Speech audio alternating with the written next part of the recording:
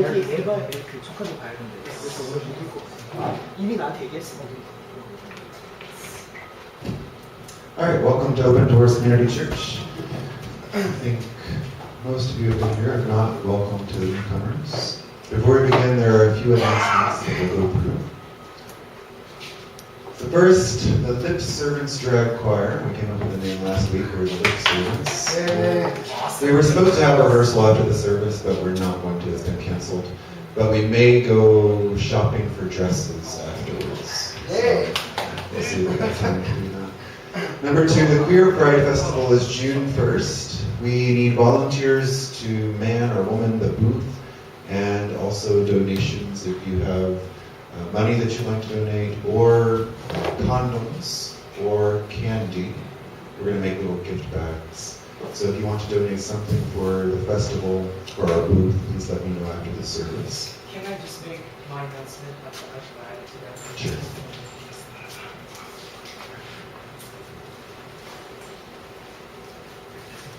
There's a map we have of where the festival is going to be, and June will explain this.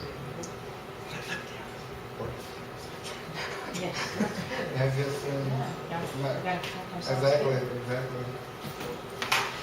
Universal knowledge. Okay, hello everyone. I would just like to make a very brief announcement on this the Queer Culture Festival this summer. It's gonna be. I'll tell you the time and I'll keep it posted on Facebook so that everyone can know. It seems that people are asking me for the schedule and all that, and so I will try to make it bilingual that everyone can know. It's gonna be on June 1st, Saturday. It starts at 12 noon, and then it goes until 7 p.m. And then there's going to be an after party laterwards. We're going to all go out together as a group.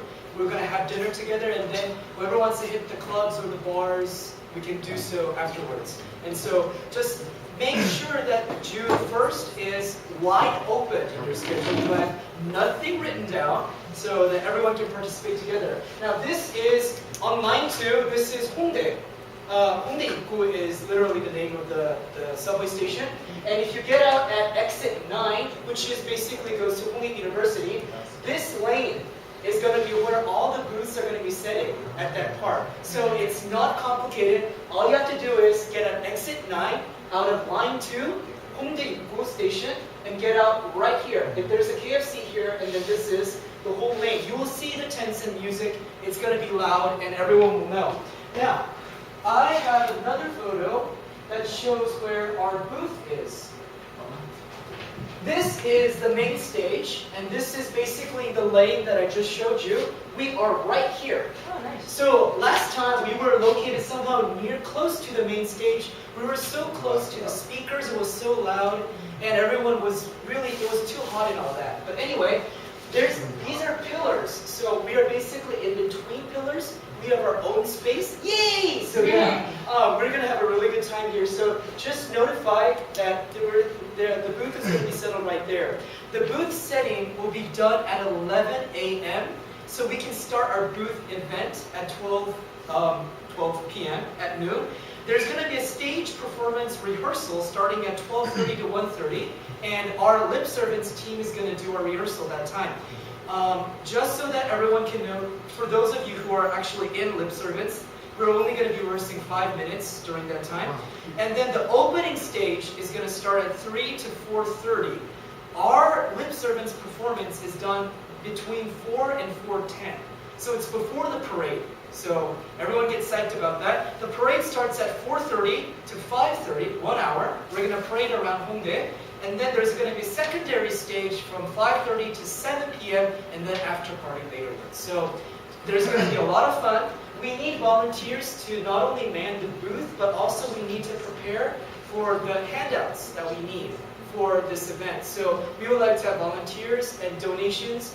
If you have any suggestions, please let me know. And I hope we can have a really wonderful time during the KQCF. Yes. And just so you know, we use our printer and ink and stuff for all the handouts that you see at church. So if you can donate paper or ink or money for that, that would be great. Yes, awesome. Yes. Okay.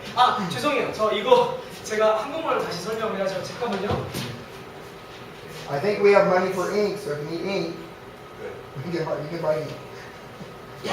예, 이번에 퀴어문화 축제라고 2013년도 올해 6월 1일 날 저희가 열 겁니다. 이번이 14회째고요. 그러니까 14년간 계속해서 퀴어문화 축제를 계속해서 운영이 되어 왔는데 이번에는 작년에는 종로에서 했었는데 저희가 올해는 홍대에서 할 거예요. 그래서 딱 보시면은 걷고 싶은 거리 아시죠? 여기 그 홍대의 역에서 그 진행이 될 거고요. 아까 보셨던 그 부스 지도에 저희 교회가 있으니까 그 부스에 오시면 되고 혹시 못 찾으시면은 키 좀 작고 그 여장 한 분장 한 명 있을 거예요. 저일 테니까 저한테 오세요. 그러면은 제가 기쁘게 맞이해 드리겠습니다. 친구들한테 많이 홍보해 주시고요. 왜냐면 이날 정말 저희 어떻게 보면 저희 LGBT 그 공동체에서 가장 크게 열리는 연주 행사 중에 하나니까 많이 참석하시고 많이 감화를 받으시고 예 아주 기쁘게 제가 시간을 보냈으면 좋겠습니다. 예 일정은요 6월 1일 토요일이고요 낮 12시부터 밤 7시까지 진행이 되고 저희한테 가장 중요한 거는 저희 이번에 공연을 하거든요. 립 서비스라고 그 공연이 저희 오프닝 스테이지에 있으니까 아무리 늦어도 3시까지는 와주시고요. 혹시나 도와주실 분 계시면은 함께 저희랑 같이 있었으면 좋겠습니다. 예, 여기까지만 제가 광고를 할게요. And the last announcement. Pray for Amplify 2013 in Hong Kong. This is June 7th to 9th. There are 6 of us from the church who are going. And thank you if you've already made a donation for scholarships. If you would like to also donate money for scholarships for those who are going, we still need some money for registration costs. So you can see me after the service for that as well. Announcement that's not here, KHAP, which is a HIV, STD, anonymous free testing service, will be here the 3rd Sunday in June at 6:30 to offer free anonymous HIV, STD testing. They don't just test for HIV, but all kinds of STDs. You're gonna do it right here? Yep, Yes. right here Yes. at 6:30. So I need to know how many people are planning to come get tested, and not now, but later you can PM me, private message me, or send me an email, and I will tell KHAP how many kits to bring. 예, 2가지 더 광고를 할게요. 저희 이번에 6월 7, 8, 9 이렇게 저희가 홍콩에 갔다 올 겁니다. 저희 교회에서 7명이 가고요. 이번에 그 컨퍼런스 제가 여러 번 수차례 제가 말씀을 드렸는데 이제 확정이 됐습니다. 비행기표도 다 구해줬고 저희가 이제 등록만 하면 되고요. 예. 그래서 지금 저희가 광고하는 것은 저희를 가는 저희 7명을 위해서 기도해 주시고 그리고 혹시나 저에게 후원금을 주실 수 있는 분, 그러니까 따로 후원금하지 않으시고 저희 이번에 컨퍼런스를 위해서 후원하실 분이 계시면은 저에게 미리 말씀해 주셔서 저희가 거기에 후원금에 저희가 잘 쓰겠습니다. 여기에 지금 아직 명시가 안 된 광고 하나 더 있는데요. K-Hab라고 우리나라에서 제가 알기로 강남과 그리고 안산에 지사가 있는데 성관계를 통해서 가질 수 있는 그 질병 있죠. HIV부터 시작해가지고 모든 그런 질환 자체를 갖다가 그 테스트를 할 수 있는 또 익명으로 테스트를 하는 무료로 그런 상담소가 있습니다. 그 상담소가 저희 교회와 1년에 한 번씩 이렇게 오셔가지고 그분들이 오셔서 이렇게 검진을 받을 수 있게끔 이렇게 해주시는데 저희가 작년에도 여기 문나이트에서 했었고요. 이렇게 커튼을 쳐놓고 저쪽에서 테스트를 받고 나중에 3일 후에 전화상으로 결과를 알 수 있는 그런 시스템으로 운영이 됐습니다. 혹시나 본인 스스로가 나는 이 검사를 받고 싶다. 이건 HIV뿐만이 아니라 모든 성병을 다 검사할 수 있거든요. 피검사를 통해서요. 그래서 혹시나 검사하고 싶으신 분 계시면은 저나 다니엘한테 개인적으로 문자나 카톡 이렇게 주세요. 그러면은 저희가 명단에다 첨가를 시켜서 케이압 쪽에서는 정확하게 몇 명이 검진을 받을 건지를 알아야 되거든요. 그래야 그에 맞게끔 그 키트를 갖고 오기 때문에 그래서 그거를 저희가 이제 조만간 진행을 할 겁니다. About refreshments and about other miscellaneous announcements. Can I do that? Sure. Okay. There are drinks, there are strawberries, there are cookies behind you. Please help yourself with getting the refreshments. Yeah. And thank you, Daniel Kim and Brian for bringing them. Yes, very much. Thank you very much. And Allie. Thank you, Allie. Thank you very much. Yes. for the 예, 저희 뒤에 간식이랑 그 음료수 지금 뒤에 제공하고 있는데 저희 그 교회 하시는 분들이 직접 가져오셨어요. 그래서 마음 놓고 드시고 같이 이렇게 예배 드렸으면 좋겠고요. 혹시나 한국 분들 중에 통역 제가 직접 그 설교문을 갖다 번역을 했거든요. 필요하신 분 있으시면 저희 그 뒤에 저 보드카병 있는데 저기 있으니까 한 장씩 가져가시면 되겠습니다. 저쪽에 헌금함 있고요. 이쪽에 도서관 집에 있으니 혹시나 원하시는 책 있으면 빌려가시면 되겠습니다. The handouts. So, You got really excited there. You are in tune. Refreshments. I heard free shots. no, those are not for free. Yes. I heard vodka. No. Hey, I didn't. All right, any other announcements before we get started? Yes, John. Well, we've already said it's not happening tonight, but we might shop for dresses afterwards. Anything else? All right.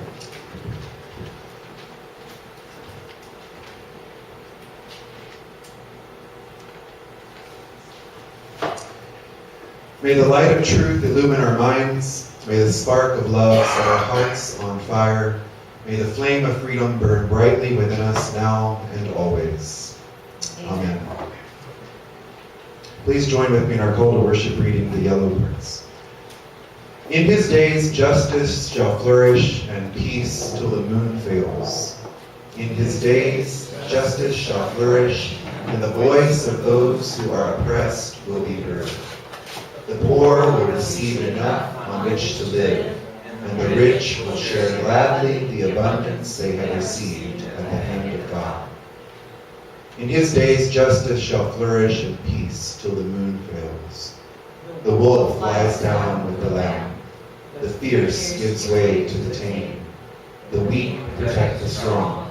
The powerless contain the power of the mighty. In his day justice shall flourish and peace till the moon fades. God will give judgment to the king, to the one who comes in the name of the Lord, to establish peace and justice with integrity and with mercy.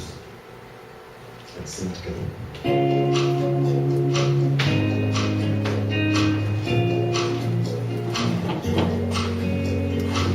Blessed be your name in the land that is plentiful, where the streams of abundance flow. Blessed be your name. Blessed be your name, when found in the desert place, though I walk through the wilderness. Blessed be your name. Every blessing you pour out, I'll turn back to praise. When the darkness closes in, Lord, still I will say, blessed be the name of the Lord. Blessed be your name. Blessed be the name of the Lord. Blessed be your glorious name. Blessed be your name, when the sun is shining down on me. The world all as it should be. Blessed be your name. Blessed be your name, on the road lined with suffering, so taking the offering. Blessed be your name. Every blessing you pour out, I'll turn back to praise. When the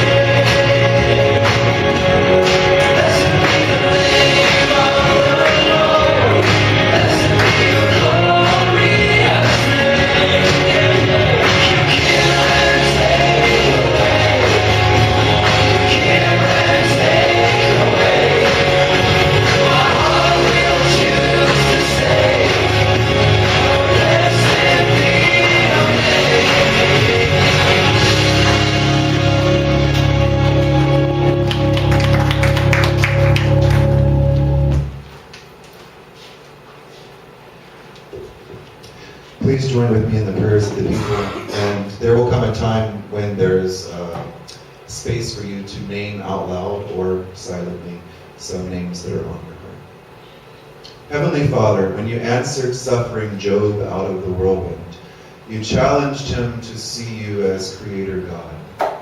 When we suffer and complain, help us note your wondrous work throughout the universe and give you thanks for caring about us in the middle of it all. Loving God, you hear our prayers. You live among us. Lord of all nations, give us courage to trust you like David before Goliath, to face danger unafraid, and to believe in your providence. Loving God, you hear our prayers. You live among us. Holy Spirit, mighty God, you still the storm with a whisper, for you are good. Still the storms that rage within us. Loving God, you hear our prayers. You live among us. Lord Jesus Christ, giver of God's grace, open our hearts to receive you in faith, to do your work on earth, and to give thanks for every daily opportunity to be your person. Loving God, you hear our prayers. You live among us. Lord Jesus Christ, as you calm the sea, still the storms within us and around us, both in our personal lives and in our church lives. And when you say, peace, be still, may we obey. Loving God, you hear our prayers. You live among us. Lord Jesus Christ, all of us know the pains of illness, separation, loneliness, and death. Hear us as we name those with difficulties who need your Holy Spirit's presence and your healing touch.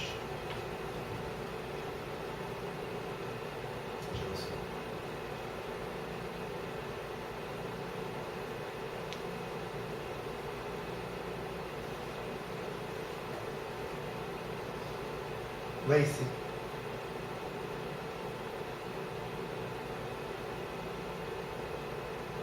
God. Susie.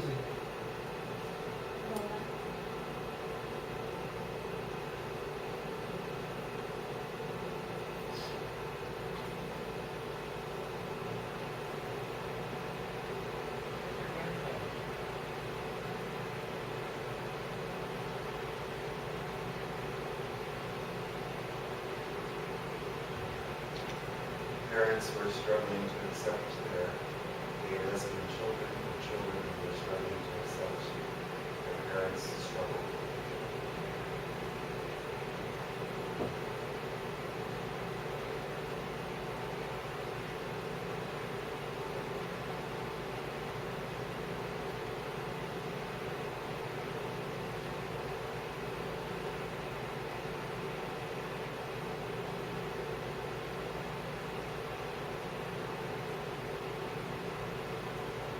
Loving God, you hear our prayers. You live among us. The love of God has won. A new life has begun. Amen. May the peace of God be with you. And also with you. Let us share a sign of peace one with another.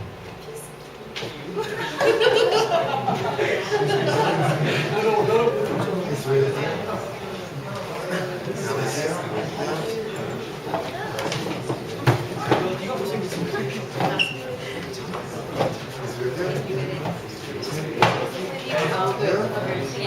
We're a hugger,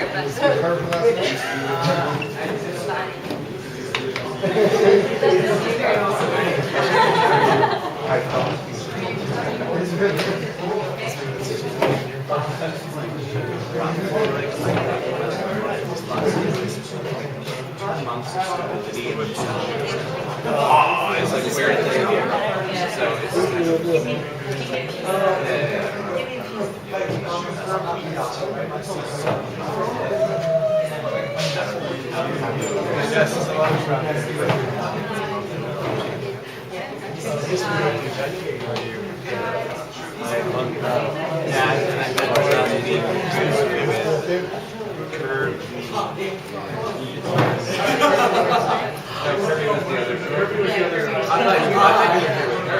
Hi. I'm Allie. Nice to meet you.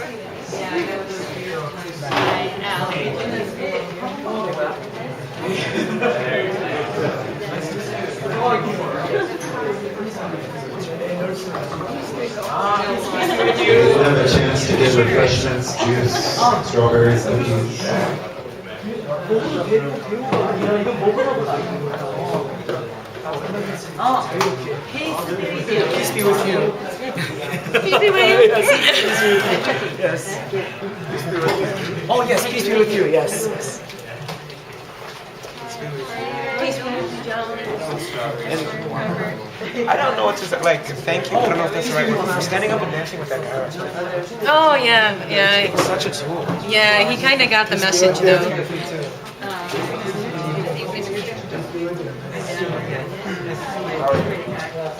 Yours are old. They are, that's weird. Yeah, that's really. All right. The passage of scripture Strange years. for tonight is from the book of Isaiah, chapter 1, 16 to 20. And Craig is going to read a passage for us.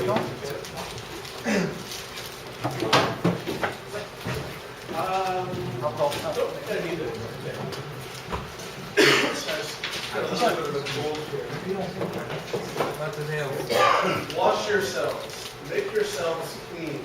Remove the evil of your deeds from before my eyes. Cease to do evil. Learn to do good. Seek justice. Correct oppression. Bring justice to the fatherless. Plead the widow's cause. Come on now. Come now. Let us reason together, says the Lord. For your sins are like scarlet. They shall be as white as snow, though they are red like crimson. They shall become like gold. If you are willing and obedient, you shall eat the good of the land. But if you refuse and rebel, you shall be eaten by the sword. The mouth of the Lord has spoken.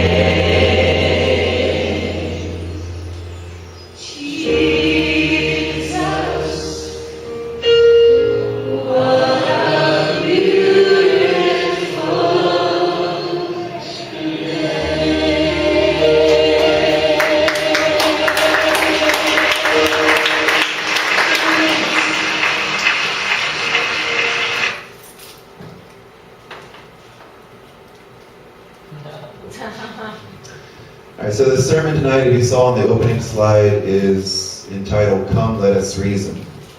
And in the passage that we read, or that Craig read from Isaiah chapter 1, there's the phrase where the Lord is saying, come, let us reason together.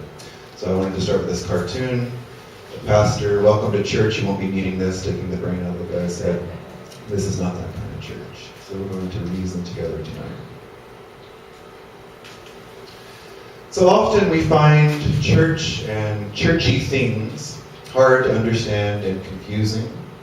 Often my preaching doesn't help with that. But I do my best to use language, or at least to explain language. But even so, we often find church confusing and churchy things confusing. And we struggle with things in church life and some things we find in Scripture.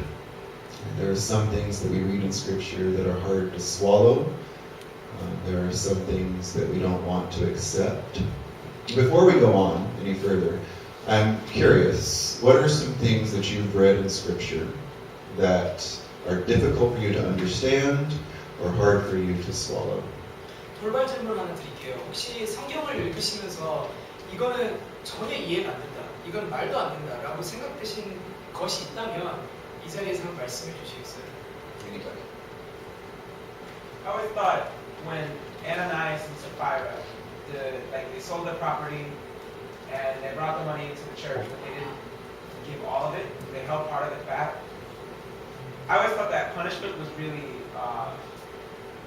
over the top and reactionary, especially for the New Testament, right? There's supposed to be more grace in the New Testament. And I lie to people all the time about maybe that's not true. I don't think I lie to people that much. But I've definitely lied about how much something costs. And I mean, I don't get struck dead, and I don't know, that always seemed really egregious. Like really reactionary. 존이 방금 나눴던 건 뭐냐면요, 성경 사도행전에 나와 있는 얘기인데 아나니아와 삽비라라고 하는 초대교회 다녔던 두 사람이 있었는데 부부예요.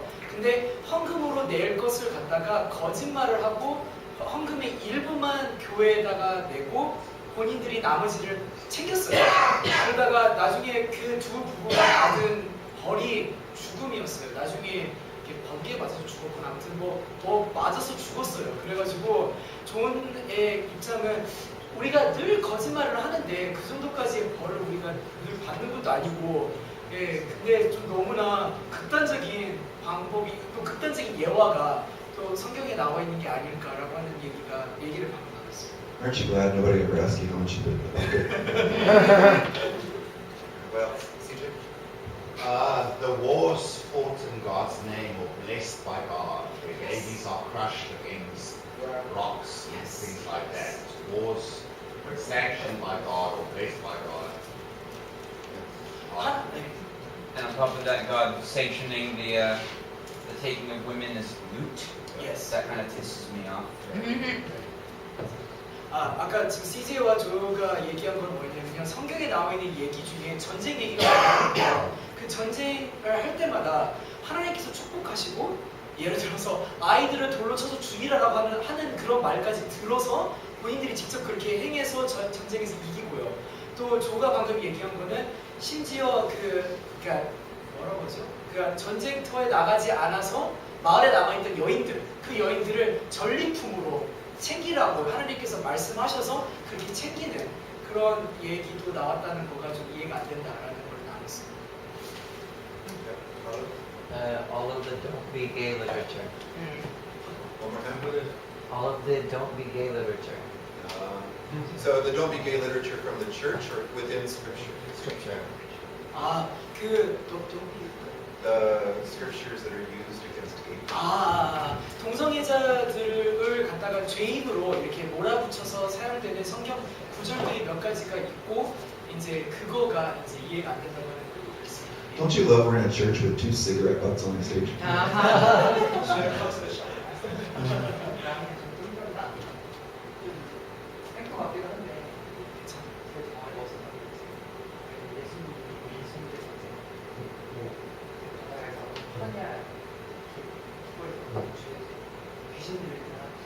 빼줘가지고 돼지 떼야 돼지 떼야 수가 몇천 나가지고 잘 주고 나는 그 돼지가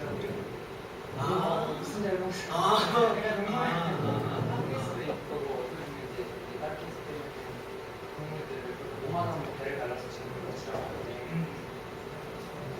이상하게 생각하면 물론 나는 고기를 좋아하는데 What Eddie shared was that there is a small story about Jesus. There was a guy who was possessed by evil spirits, and Jesus knew that he was the army or some. And then Jesus told the evil spirit to go into the horde of pigs, and all the pigs basically run down the cliff, and they all died. And Eddie was mentioning, what did the pigs do? Like, what was the fault of the pigs? I mean, didn't God also create the pigs as well? So, like, that's kind of like a little bit, oxymoron, I suppose. Patient problems. Paul's writings. Most of the New Testament. Paul's writings. 메시 얘기했던 거는 지금 그 신약 성경에 나와 있는 사도 바울이 쓴 글 전부. 네.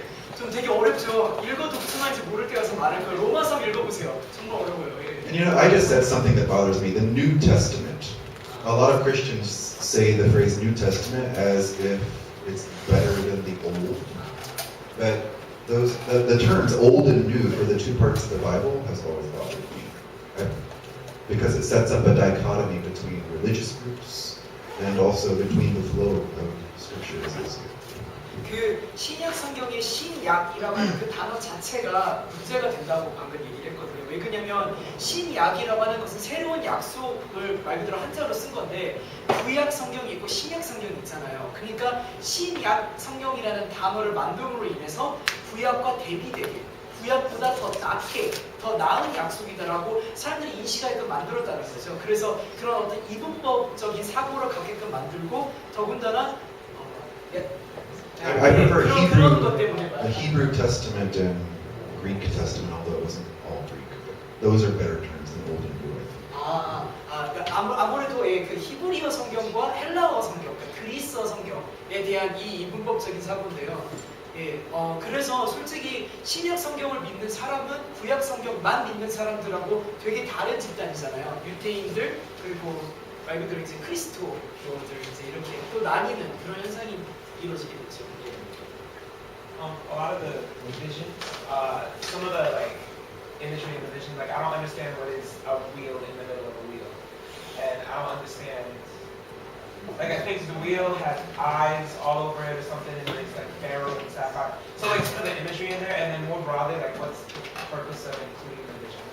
Like I get that there are certain prophecies that are very direct, that are prophetic, but I think the visions are supposed to be prophecy, but they're subject to so much interpretation. Like how, like why are they included? How are they supposed to be useful? 예, 그 구약 성경에 끝부분에 보시면 대부분이 다 예언서예요. 그리고 신약 성경에도 요한계시록이라고 해서 예언서가 따로 있고요. 그러니까 그 예언의 말들이 너무 어렵다라고 얘기를 했고 그 단적인 하나의 예로 제가 어디 부분에 있는지 모르겠는데 바퀴 속에 있는 바퀴라고 하는 그런 그 비전을 받은 사람이 쓴 예언 부분이 있는 것 같아요. 근데 그 부분도 아무리 생각해봐도 바퀴 안에 바퀴가 왜 있는 건지도 이해가 잘 안 되고 뭐 이런 부분이 좀 그런 것 같습니다. 예. I think one of the things that I'm going to say that a lot, I think. this is the geekier thing, it's a heavy subject for me. But I think the church's wholesale trust of the Nicene Council that they got it right, that absolutely flabbergasts me. Like, absolutely blows my mind. It's like, yeah, that's the infallible, untouchable word of God. This group of men said, okay, thanks. 그 조가 얘기한 거는요. 그 교회 기독교가 이렇게 만들어졌을 때 니케아 의회라고 하는 의회를 이렇게 만들어가지고 자기들끼리 회의를 했거든요. 그래서 성경을 몇 권으로 지정을 할 것이고 또 기독교라는 것은 어떠한 종교인가를 그들이 모여가지고 의논을 하고 정의를 내렸어요. 근데 그 니케아 의회에 참석했던 사람들끼리 모여가지고 내린 결론이 꼭 마치 진리인 것 마냥 여기고 모든 사람들이 그걸 따르게 되고 이런 현상이 되게 우습다. 이해가 안 된다. 자기들이 무슨 존재라고 해서 그게 그들이 한 그 의회의 결과가 옳다라고 볼 수 없다라고 하는 거에 대해서 얘기를 했습니다. It's one of the reasons I love the United Church of Christ slogan, God is still speaking. because God, what we have in the Bible isn't all there is to find out about God or to know about God. God is still revealing God's self through Scripture, through people, through church, through everyday life. 그 미국에 있는 한 교회 교회 제가 이거 제 유나이티드 처치 오브 크라이스트라 그러셨는데 제가 이거에 대한 우리말 정확한 명칭을 제가 모르겠어요. 근데 교회 한 그 종이라고 해야 되나? 아무튼 예 다른 종류 중에 하나예요. 근데 그 교회에서 내걸고 있는 슬로건 중에 하나가 하나님께서는 지금도 말씀하신다라고 하는 슬로건을 내걸고 있거든요. 즉 성경에 나와 있는 말이 다가 아니라 아직도 하나님께서는 하실 얘기가 더 있다라고 해서 이제 그 사람들은 그걸 믿어요. 예, 그리고 이제 하나님께서 더 역사하실 거를 더 믿고 있다고 하는데 그래서 그게 좋다라고 하는 걸 얘기를 했어요. 하나만 더 나눠볼까요?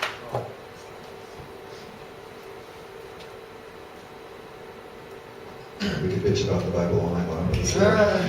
So we read also about Paul calling the gospel a mystery, and we decide it's too hard to decipher. A lot of preachers and pastors and church leaders make the gospel so complicated. But like I think it was last week, I was talking about how simple the gospel is. Right? The gospel means good news, and that good news is God loves you. All we really need to know, everything else is expounding on that. But when we read things, like from Paul, when he calls it a mystery, even Paul's writings start to confuse us, and it just figures too hard to deal with. And what we miss is that God is busy revealing God's self to us on a daily basis. God is still speaking.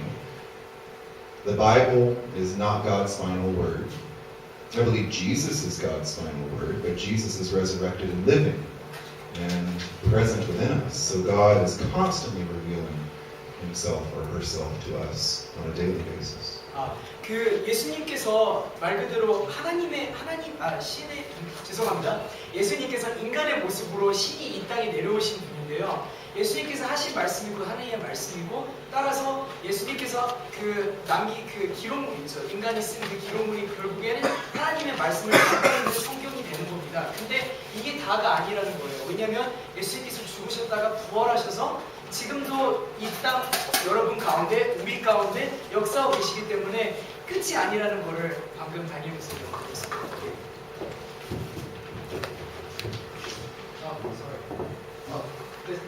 Yeah. So again, the passage that we read, wash yourselves, make yourselves clean, remove the evil of your deeds from before my eyes, cease to do evil.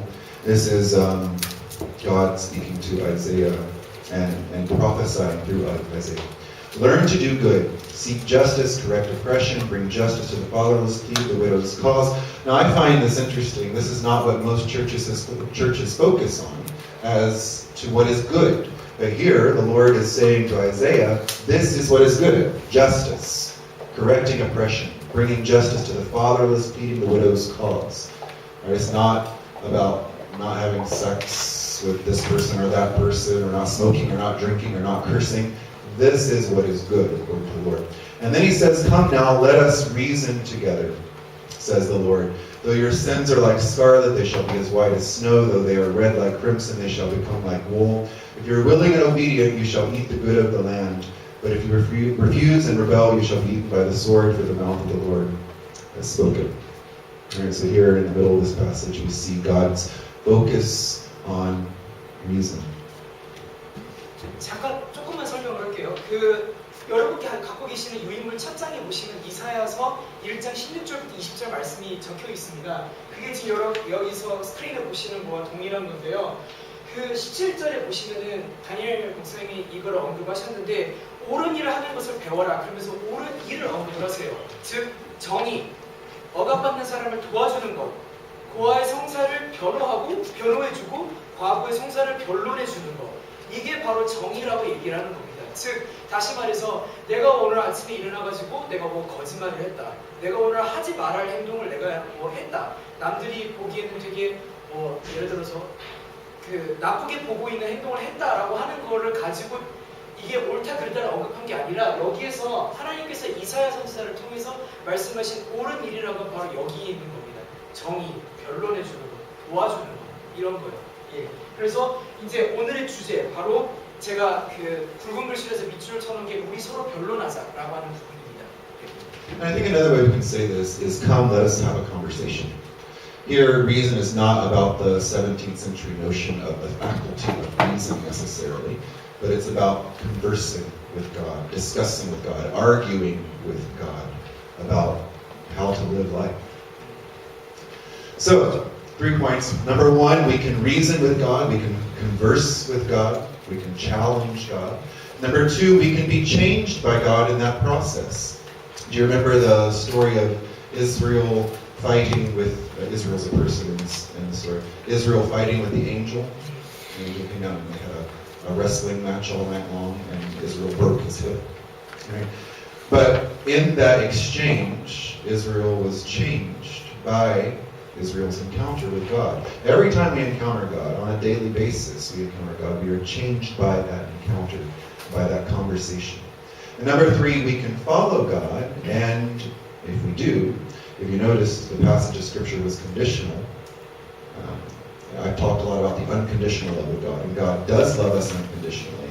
But there are also some conditions to every relationship. We can follow God, and if we do, we will be blessed. Do you want? Okay. So, reasoning with God, it is possible to reason with God, and God invites us to have a conversation and to use our faculty of reason. This includes discussing logically the matters in the Scriptures. God invites us to use logic and reasoning. This reminds me, when I was living in Canada for 2 years, my parents came up to visit, and we made a trip up to, what is north of Nova Scotia? Newfoundland? I think Newfoundland. Anyway. Is far. Yeah, it's very far north. What is right north of Nova Scotia? Prince Edward Island. And we were crossing a bridge, and I was having a conversation with my mother. My question to her, how long ago do you think this land separated by the waterway? And she said, well, it couldn't have been more than 6,000 years, because she interprets Genesis chapter 1 very, very literally. She thinks the earth is 6,000 years old. In my opinion, I don't know what you all think about that, but in my opinion, that is not really using logic as it relates to Scripture. It's not incorporating the best of human knowledge as we have it today with what Scripture is, a 3,000-year-old religious document, not a science textbook. So this includes reasoning with God, discussing logically matters in Scripture. God invites us to use our logic and reasoning. He doesn't ask us to throw it out the door when we encounter Him. And this doesn't violate faith. Right? Faith and reason go together. God does not expect blind faith, though. God always gives us, in my opinion, always gives us enough evidence to follow, to choose to follow or not to follow. So God expects reason and faith to go together. I wanted to read, no, I'm not going to read these passages, but all of this you can find in Matthew 6:28, Acts 17, 1 Peter 3:15. Acts 17 is a very interesting passage where Paul is preaching to the Stoic and other Greek philosophers on one of his missionary trips. And he uses their idol, called the unknown God, to sort of introduce the unknown God, basically. He uses their culture, their environment, their beliefs, to have a conversation with them. He's using logic and reason to introduce them to the God that Paul knew. So Acts 17 is a very interesting passage, I think, as far as it relates to evangelism, how to do evangelism appropriately, and how to use logic and reasoning in the process. Do you want to say anything? Yes. 저 세 가지만 언급을 할게요. 제가 갖고 계신 그 인물의 변론이라고 말씀을 드렸는데, 이게 무슨 뭐 철학자들이 얘기하는 논리적으로 뭐 따지고 뭐 P는 Q이다, 뭐 P가 Q이냐, 뭐 이런 질문을 얘기하는 게 아니고요. 쉽게 설명을 해드리자면 하나님과 대화를 하는 겁니다. 근데 약간 논리적으로, 그리고 성경 말씀의 입각에서 하나님과 대화를 한다는 걸 이렇게 보시면 될 것 같고요. 제가 그 두 번째 부분, 여기 두 번째 부분을요, 제가 이렇게 번역을 해놨습니다. 이성적인 사고를 한다는 것은 성경 말씀에 언급된 내용을 논리적으로 바라보는 것도 포함한다. 제가 이렇게 번역을 했는데요. 예화로 다니엘 목사님이 개인적으로 다니엘 목사님이 어머니랑 했던 대화를 가지고 들었는데 캐나다에서 대학 공부를 했거든요. 신학 공부를 했거든요. 다니엘 목사님이. 근데 그날 언젠가 아마 다니엘 목사님 어머님이 캐나다에 놀러 가신 것 같아요. 그래서 그때 만나면서 지금은 섬이지만 옛날에는 육지와 맞붙어 있었던 그런 한 지역이 있는데 그 지역의 다리를 이렇게 건너가면서 다니엘이 어머니한테 이렇게 물어봤대요. 과연 언제 이 섬은 섬이 아니라 육지였을까라고 이렇게 물어보니까 어머니께서는 6,000년 전 일은 아니겠지? 라고 이렇게 답을 하셨대요. 즉 다니엘 목사님 어머님은 성경을 고지고대로 믿으시고 정말 지구의 역사를 6,000년이라고 이렇게 딱 단정 짓고 그렇게 아시는 분인 것 같아요. 그러다 보니까 6,000년 이상은 될 리가 없다라고 이렇게 말씀하시는데 실제로 뭐 섬이 이렇게 아마 과학자들이 많이 증명을 했겠지만 6,000년은 아마 더 됐을 겁니다. 빙하기 뭐 여러분께서 다 지구과학 시간 때 배우셨다시피 그런 아마 엄청난 오랜 시간이 걸쳐서 한 섬이 됐을 겁니다. 근데 그걸 예로 들면서 얘기했던 게 바로 이러한 성경을 가지고 논하는 것조차도 논리적인 부분이 필요하다. 단순히 성경에 있는 말 자체를 갖다 우리가 고지고대로 믿는 것, 즉 맹목적으로 믿는 거가 옳은 건 아니다 라고 하는 걸 얘기를 들었고요. 사도행전 17장 얘기를 하나 들었는데 이것만 설명을 드릴게요. 사도행전 17장에 제가 지금 펴서 보고 있는데 어디 구절을 말씀하셨는지 정확히 못 집어내겠습니다. 근데 사도 바울이 그리스에 가가지고 그리스에 살고 있는 사람들한테 전도를 하거든요. 예수님에 대해서 얘기를 하거든요. 근데 그리스에 가보니까 이게 석상이 하나가 있어요. 신상이 하나가 있는데 그 신의 이름이 없어요. 그냥 이름 없는 신이에요. 그래가지고 사도 바울이 이걸 보면서 정말 그리스 사람들도 이름이 없는 신을 이렇게 어떻게든 섬기고 있구나라는 걸 예로 들면서 이게 하나님과 연관되어 있다는 걸 얘기를 했어요.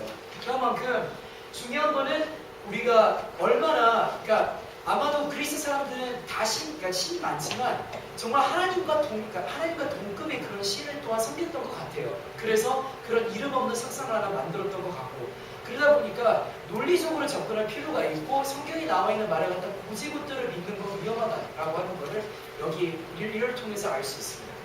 Alright, so I asked you before what pisses you off about the Bible, in Joe's words. Now I'm going to ask you, what have you read in Scripture that you have a hard time accepting logically, or that fights with your logic? 여러분께서 성경을 읽으시면서요, 이거는 논리적으로 맞지 않아 라고 이렇게 항상 본인의 사고와 항상 상충되는 그런 부분이 있을 겁니다. 그런 성경 구절이 있으면 같이 한번 나눠볼까요? Not just in the Bible, but maybe things that the church has told you as well. 성경에 있는 말씀 말고도 교회에서 흔히 얘기한 그런 말도 괜찮아요. 예. There must be some validity to it because there's lots of cultures that have a Noah story, but really one boat with all the animals, kind of hard to swallow. Noah's Ark story. Yeah. So you're saying that there are a lot of cultures that have some kind of Noah story, but but it just still seems not very plausible, not very possible. 노아의 방주 얘기를 아마 많이 들어보셨을 겁니다. 보통 다른 성경과 되게 멀리 떨어져 있는 다른 나라들을 보면은 이렇게 대홍수가 나가지고 모든 사람들이 멸종되는 뭐 이런 얘기가 이렇게 약간 신화적으로는 있어요. 다른 나라들도 이게 있는데 노아 방주 얘기를 딱 읽는 순간 이건 좀 말이 안 되잖아라고 생각이 되신다고 에이미가 그렇게 얘기를 했습니다. In many cultures, the boat represents the womb of a woman. And there's also flood stories all over the world as well. So, there probably was a huge flood once upon a time. Right. And I think the boat probably represents the womb of nature or the earth giving back life. Maybe. So I think the culture in the Bible sort of is predicated on arranged marriages. So in the New Testament you have all of these calls to love people unconditionally, to love everybody. That doesn't make sense when you're trying to date people, Like there's no provision in the Bible for rejecting people that you don't like and you probably shouldn't be with. And in the Bible, it didn't matter because like you got matched up by your parents, so it didn't matter if you loved them. In that case, yes, you need to love them because that's your option. We now live in a culture where we have options. I can say yes to this dude, and I can say no to him, and I should, and that's good. But there's no provision. Like it's hard to reconcile that with you need to love everybody. 그 존 브레이크가 얘기했던 내용은 뭐냐면요. 예수님께서 무조건적인 사랑, 아가페적인 사랑을 가지고 이렇게 얘기를 했잖아요. 근데 이게 꼭 마치 이런 사랑은 우리가 연애를 하는데 전혀 적용이 안 되고 도움도 안 된다라고 하는 얘기를 했어요. 왜 그러냐면 성경에는 절대 분가를 하면서 사랑하라라고 하는 말씀은 안 적혀 있거든요. 그냥 너의 이웃을 내 몸과 같이 사랑하라 이런 문구는 있을지 몰라도요.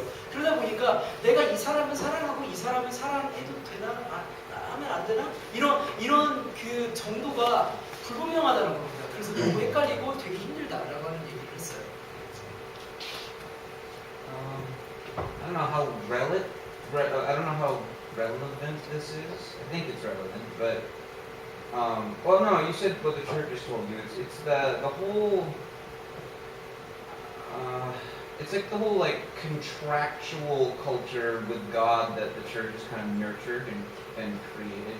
Is that like if you do X, Y, and Z as faithful, righteous, this, that, and the other, fill in the blank, then you will get whatever this result is. And whenever that doesn't work out, it either goes one of two ways. It's like this, oh, God is just testing you, or oh, God is this, or in the more negative parts of Christendom, it's your faith is not strong enough, it really depends on what part of church world you're coming from, whether it's a negative thing or it's a God is just on God's time thing. And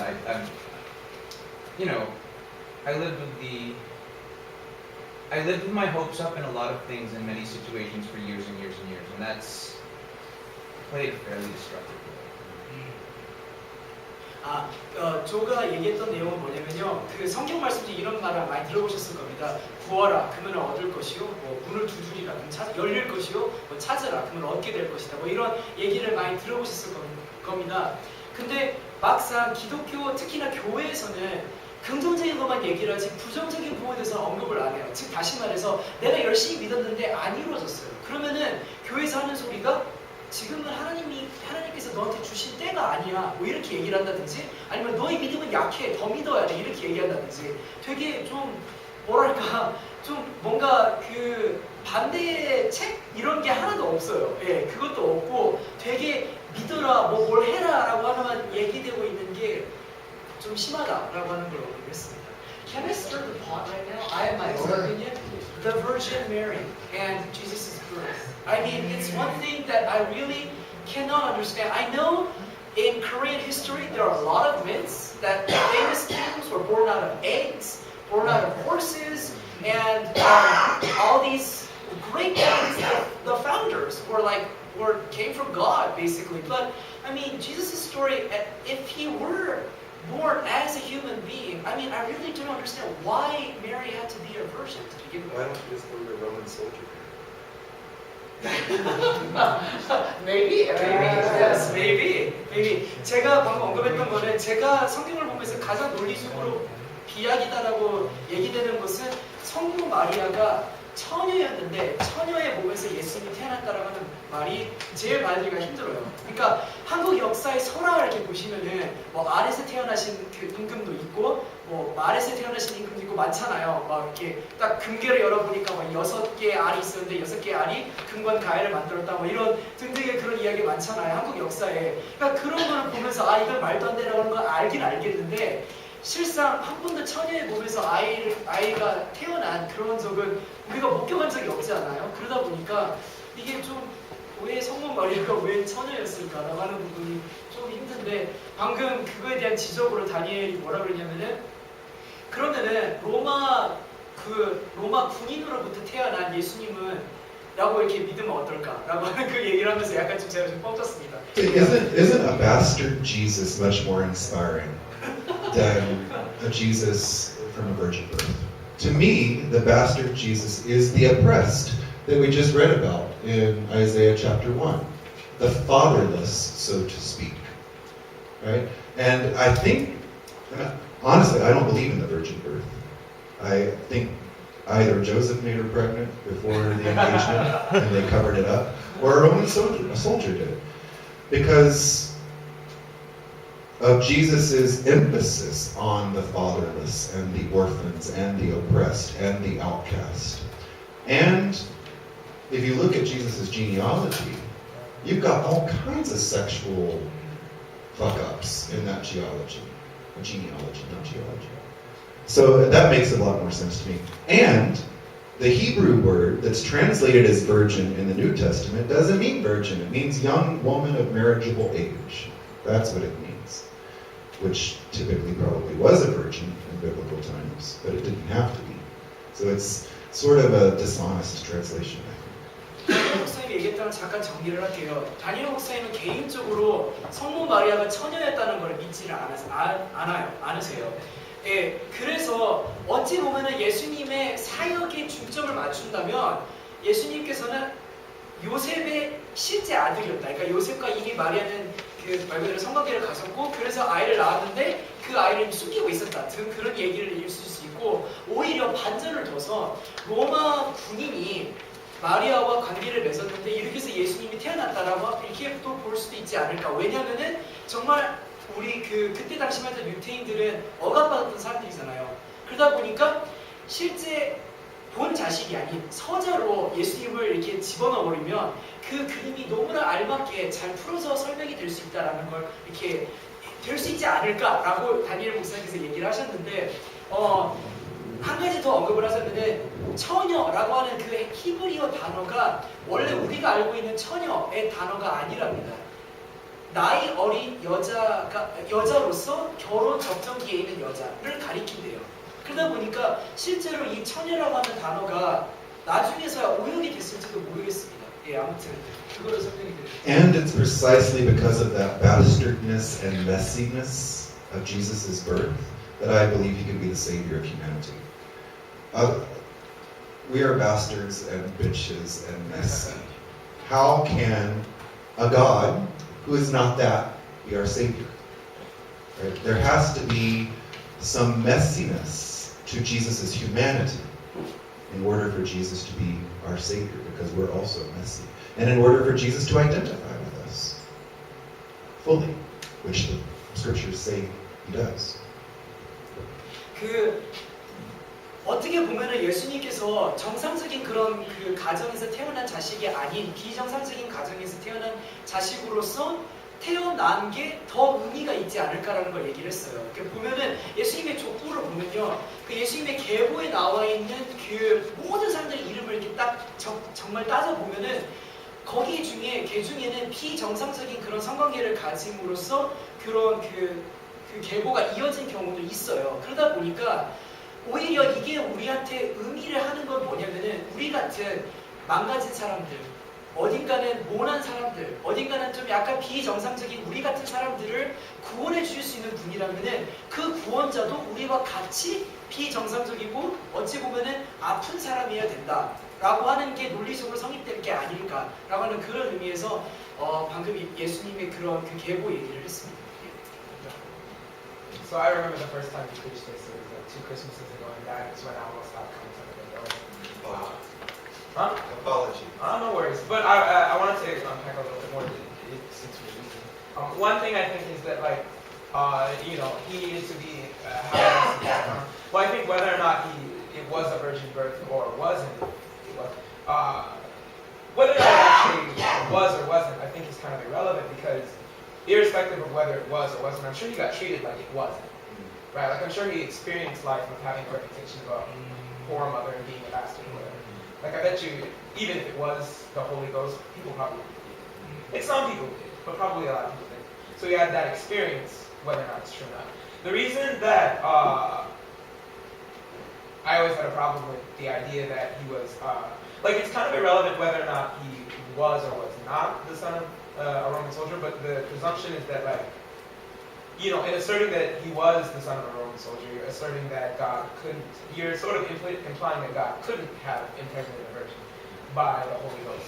And the problem that I have with that is that, you start putting limits on the supernatural capability of God, then what's the point of praying for miracles? That's why I didn't like that message, because it suggests not that, I fully agree with you that God can work through people of lesser birth or whatever. Like David was the son of a shepherd, and et cetera, et cetera. There are a lot of people who come from ignoble circumstances who wind up becoming great, who are being used by God. But in suggesting that he couldn't have been the son of a Holy Ghost, it implies that God couldn't impregnate people through the Son of God.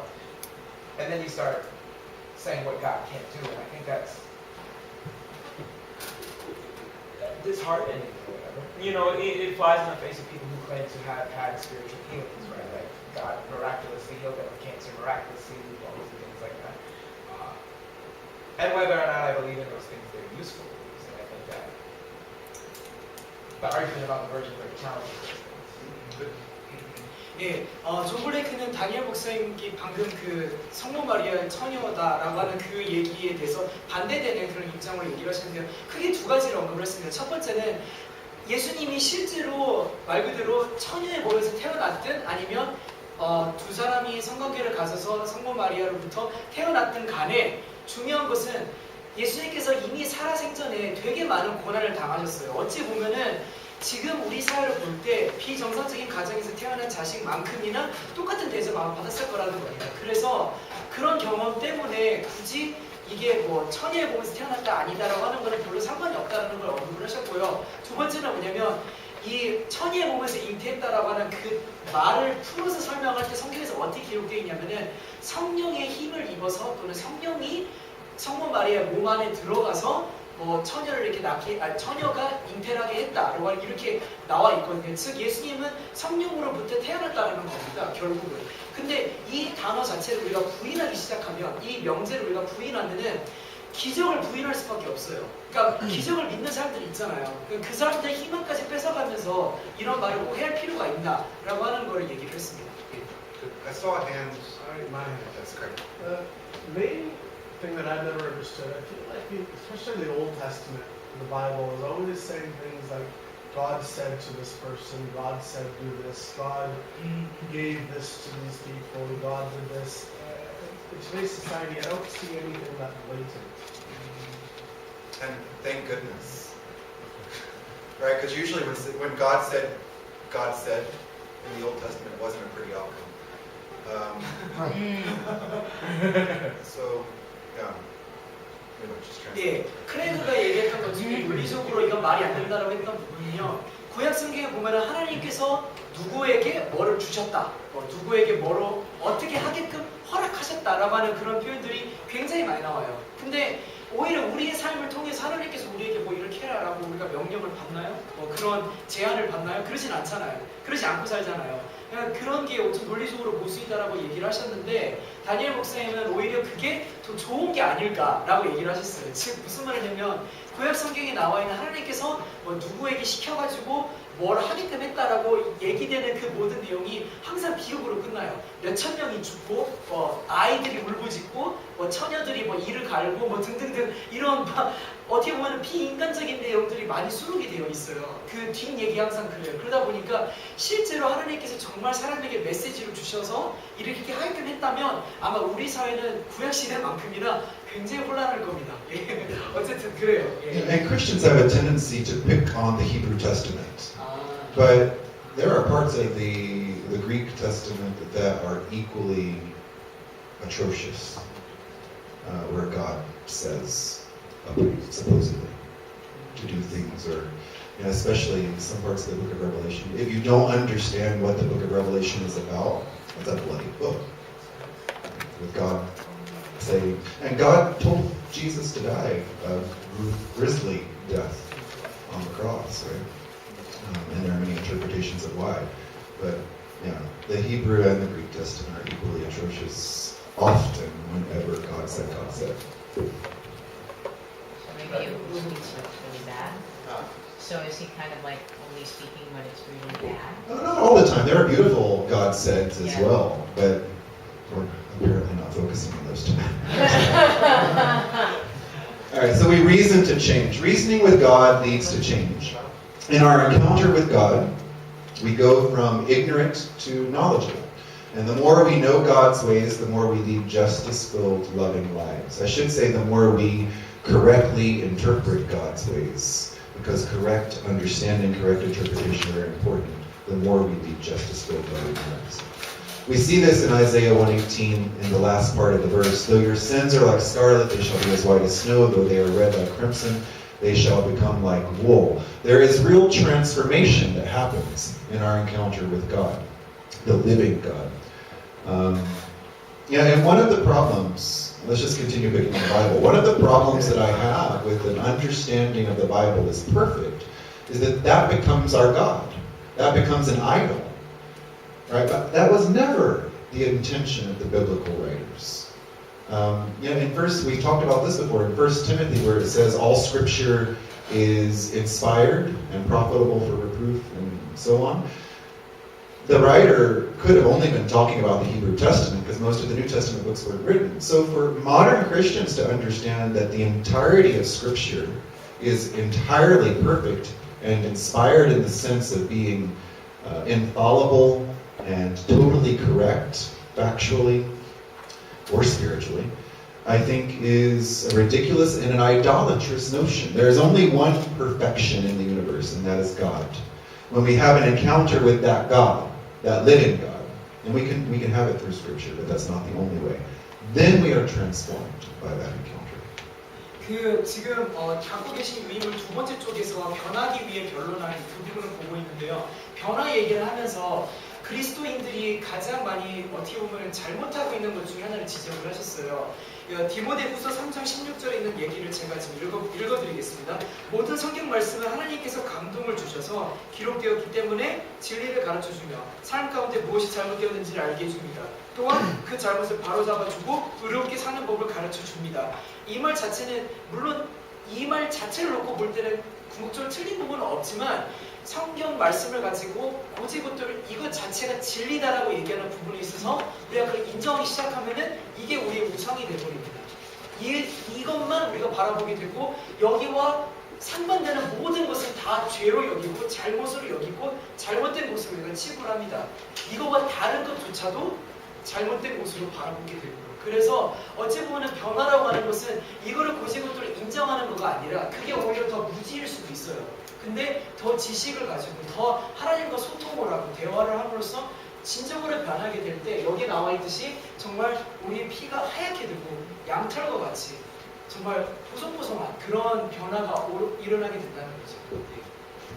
Next. The change comes from obedience. In the last part of the passage we read, verse 19, if you are willing and obedient, you shall eat the good of the land. 1 Corinthians 9:27, no, I strike a blow to my body and make it my slave, so that after I preach to others, I myself will not be disqualified with a prize. 2 Samuel 24:24. Joe, you like that one? No, I hate all of what I've read so far, actually. I know. It's the whole blessing thing that I think you're reacting against. Well, it's right? the contract thing I'm talking about. It's right in front of my face. This is the contract crap. Do you believe there's nothing contractual about our relationship with God? I'm not sure what I believe at this stage. I'm having some very, very serious overhauls on my concept of what God even entails.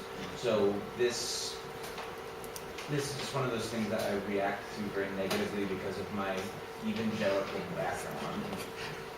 If you have to go to the bathroom for a moment, I will understand. It's all over everything here. You can just watch. 2 Samuel 24:24. But the king replied to Araunah, no, I insist on paying you for it. I will not sacrifice to the Lord my God burnt offerings that cost me nothing. The whole point here is that obedience is important.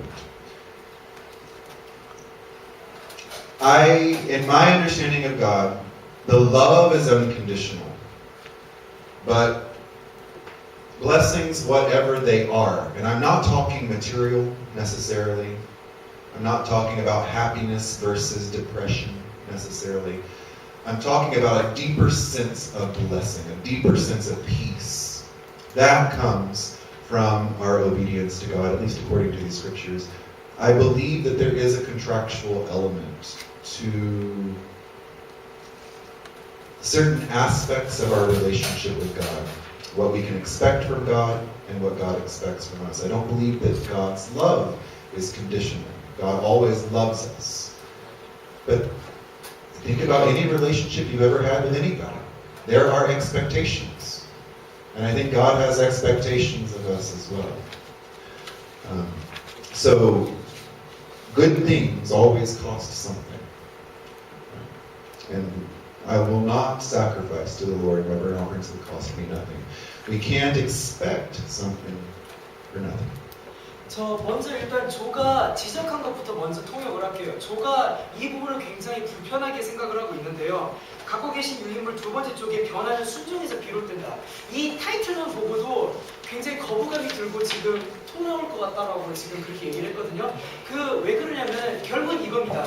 변화를 가지다. 즉, 우리가 기독교에서 얘기하고 있는 구원을 받다, 영생을 얻다, 이런 단어를 제가 바꿔서 설명을 할게요. 어쨌든 이 변화라는 것은 우리가 굉장히 좋은 것이고 인간이 추구하는 것이라고 볼 때 조건적이라는 겁니다. 즉, 순종을 해야만이 영생을 얻을 수 있고 변화를 받을 수 있고 구원을 얻을 수 있다라고 하는 계약이 성립이 된다는 거예요. 그래서 그것 때문에 너무 싫다라고 하는 걸 얘기를 했는데 다니엘 목사님의 설명은 이겁니다. 즉, 우리가 물질적인 어떤 복을 받거나 또는 예를 들어서 감정적인 복을 받거나 하는 그런 복 말고요.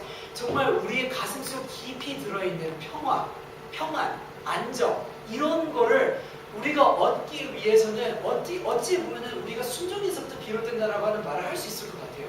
즉 무슨 말이냐면 한 개인이 하나님과 관계를 맺잖아요. 그럼 그 관계를 맺음에 있어서 서로는 상대에 대해서 기대하는 게 있을 거란 말이에요. 이게 조건은 아닙니다. 누구나 아마 관계 속에 한번 연애를 해보신 모든 분들 아마 아실 겁니다. 이게 단순히 우리가 연애할 때 계약을 맺고 연애하는 경우는 굉장히 드물잖아요. 아마 드라마에 나오는 그런 일이 아닌 이상은. 근데 어쨌든 두 사람이 서로 관계를 맺는다고 할 때 상대에 대해서 기대하고 있는 게 있어요. 그 기대치가 어찌 보면은 여기에 나와 있듯이 순종일 수 있다는 거예요. 그래서 그 마음 깊은 곳에 있는 평화는 말 그대로 순종에서부터 온다라고 하는 말로 풀어서 다니엘 목사님이 설명하셨습니다. All right, now listen to me carefully, and if you don't remember anything else, remember this. When I am talking about obedience, remember what is good in Isaiah 1:16? What did the Lord say is good? Helping the fatherless. Helping widows, justice, helping the fatherless, the orphans. When I talk about obedience to God, I am not talking about not drinking, not having sex, not smoking, not cursing. This has been ingrained into a lot of us for years. So when I'm talking about being obedient to God, I'm talking about taking care of the oppressed. I'm talking about living a just life. That is the obedience I'm talking about. And I don't think that will cause many of us a gag reflex when we think about it. Right? It's pretty easy to accept that this is what God expects from us, and this is what it means to follow God. That's what I mean when I'm talking about obedience. So if you don't remember anything else, remember that from this slide. 지금 설교 내용을 통해서 전달한 메시지 중에 나머지는 다 잊어버리셔도 돼요. 요거 하나만 기억하세요. 여기에 나와 있는 순종이라고 하는 것은 뭘 의미하냐면 아까 이사야서 1장 17절에서 받았던 거야. 앞장 펴보시면 바로 나올 겁니다. 옳은 것을 하는 걸 배워라. 정의를 찾아라. 억압받는 사람을 도와주라. 고아의 송사를 변호하고 바보의 송사를 변론해주라. 라고 하는 거. 이거를 순종할 때 말 그대로 변화가 온다라는 걸로 이렇게 바라보시면 됩니다. 간혹 가다가 순종이라는 단어를 우리가 생각할 때 항상 이런 걸 생각해요. 뭐 하지 마라. 담배 피우면 안 된다. 원나잇 스탠드 하면 안 된다. 우리가 잭기에서 누굴 만나면 안 된다. 안 된다. 이것만 생각을 하고 있는데 순종은 안 된다를 따르는 게 아니고요. 하나님께서 좋다라고 얘기한 거. 좋다라고 말씀하셨던 거. 여기 나와 있잖아요. 정의, 변론해주는 거, 도와주는 거. 정말로 불쌍한 사람들을 내 이웃과 같이 사랑해주고 도와주는 거가 어찌 보면 이 순종일 수 있다라고 지금 얘기를 하셨습니다. So kind of, you asked earlier things that are problematic about talk.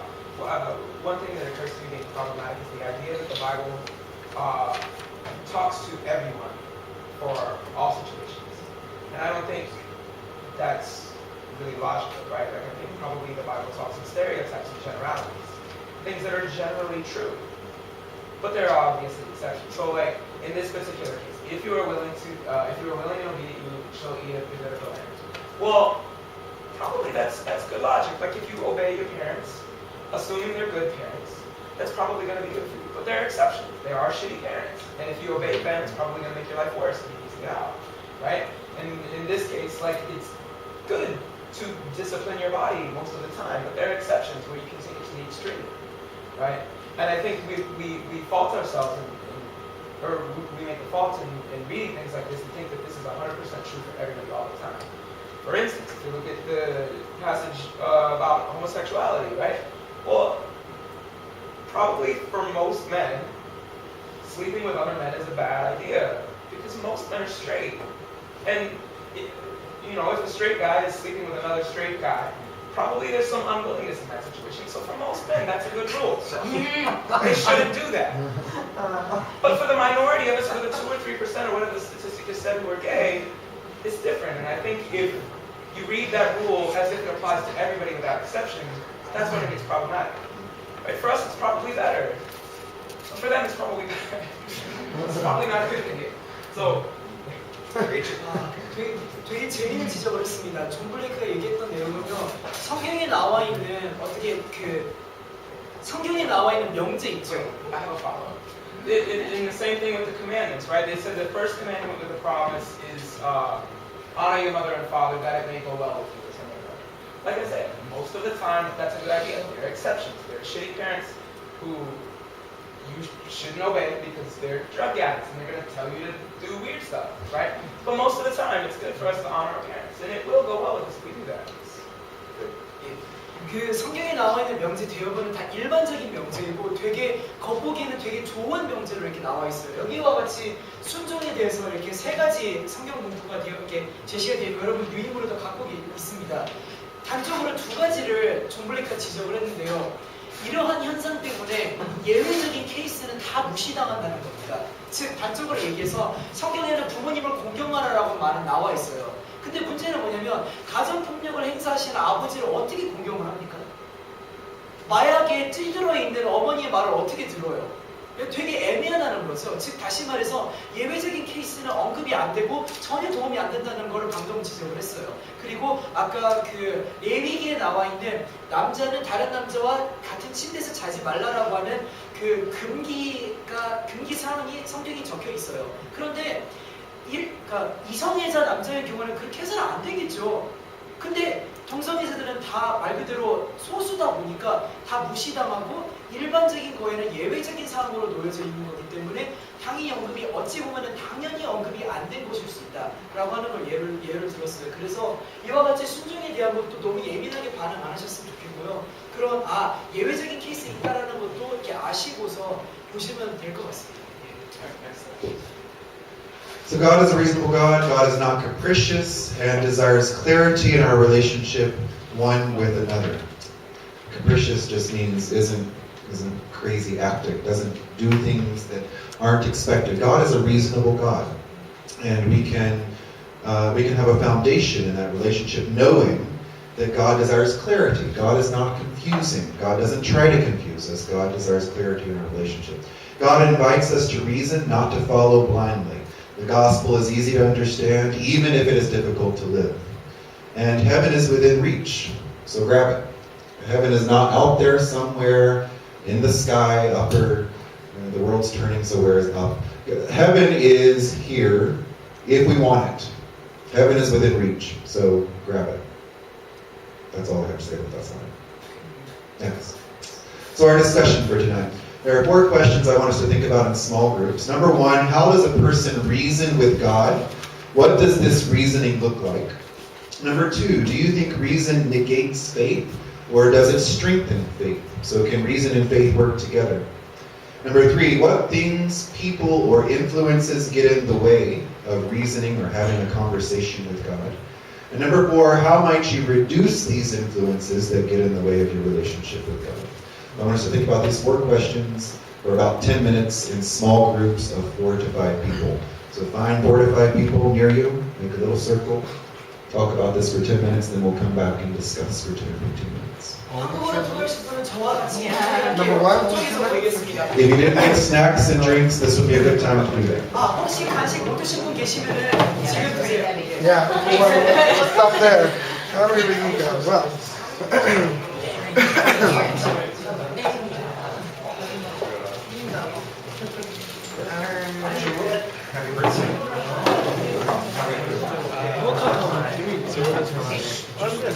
Yeah, let's do this.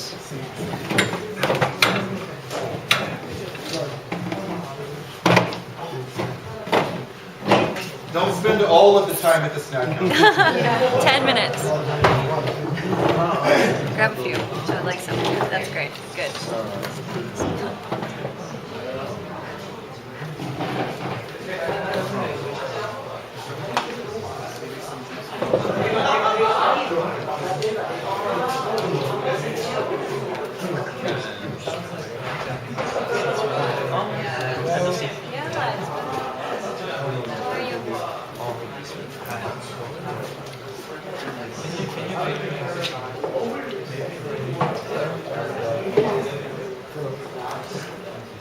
John, I was just saying that when we listen to you and Daniel talk,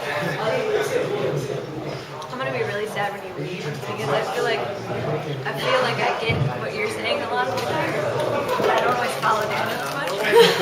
And Matt's like, no, he's like with you, and so I'm like, he's you, and I'm more like you. I'm like, when you stop speaking up, I'm gonna have to start talking or something. And I was like, I'm not ready for that yet. That's the coolest compliment ever. Like, that was weird, but that was It's weird, but I appreciate that.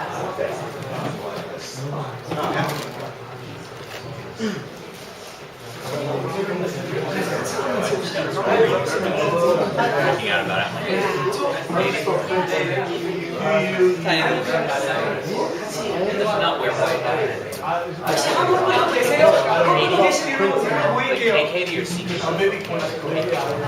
IE, okay. How about that?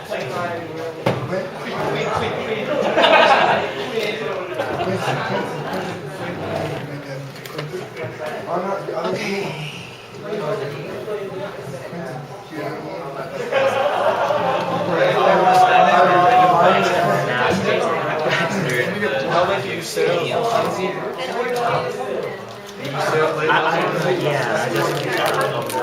Oh. It was a long leg for you then. We met at, well, you met us. Oh,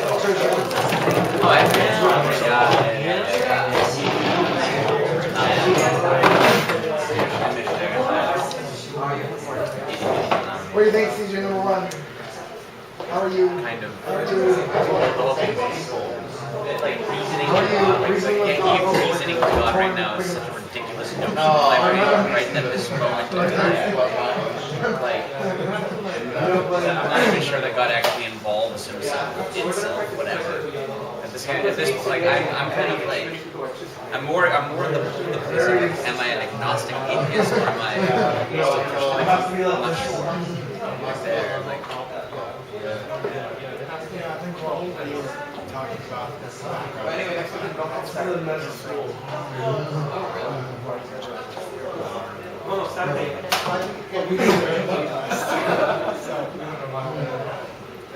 Yeah, number 1. I don't do anything.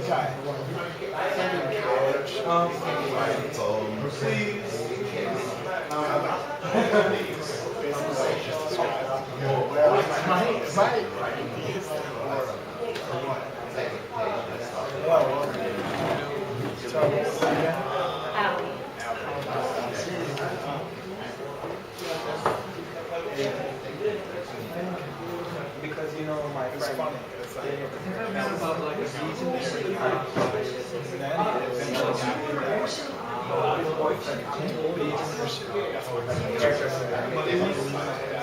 She wasn't like where I'm from, like no matter what, like these songs, that's like where I'm from. Like I am Christian. No matter what I'm from, I am gonna probably reject it most of it.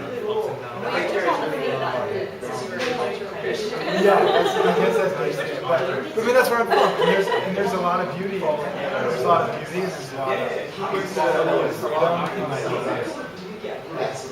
Those are things I really care about, and I think it'd be ignorant for me to say that that's nothing to do with it. I was really focused on the teachings of Jesus. what I believed. Those are maybe for women, it's actually Jesus is our hero of world history. I think most people that grew up where I'm from, if they really ask me questions, usually just yes or no, they're like, definitely not. I think reason to keep faith or just I think culturally is the closest thing I can say yes to. Culturally, that's why I still preach. Because it's like, just to typically block the idea. I think you're good. Once a week. So, not like I did not last week, before. I mean, because I believe in the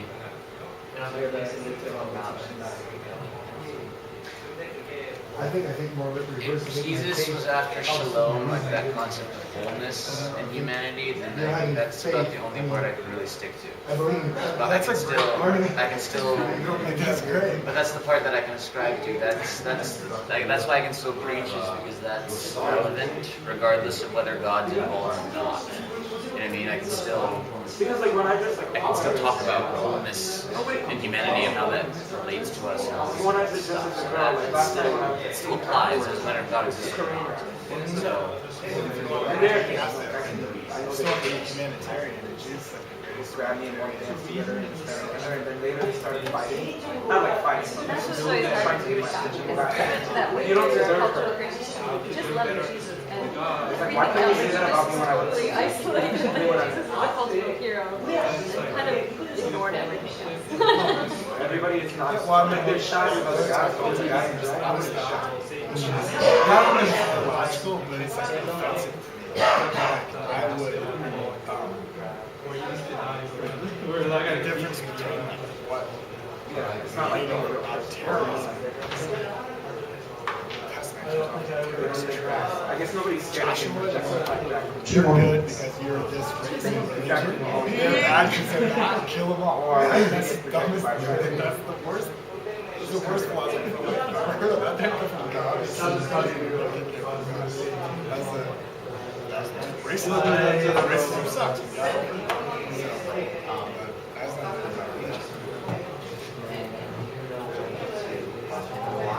I'm totally in listening mode because I think you're very interesting, so please keep going. No, I'm kind of listening. Anyone else wants to take the last minute?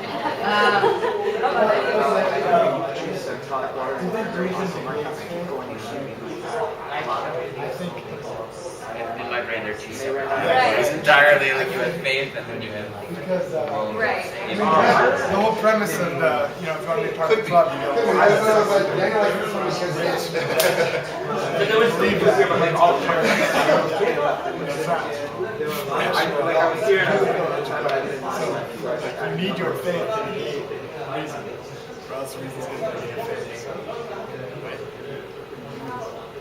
You can't rationally come with it. Like someone raised with that.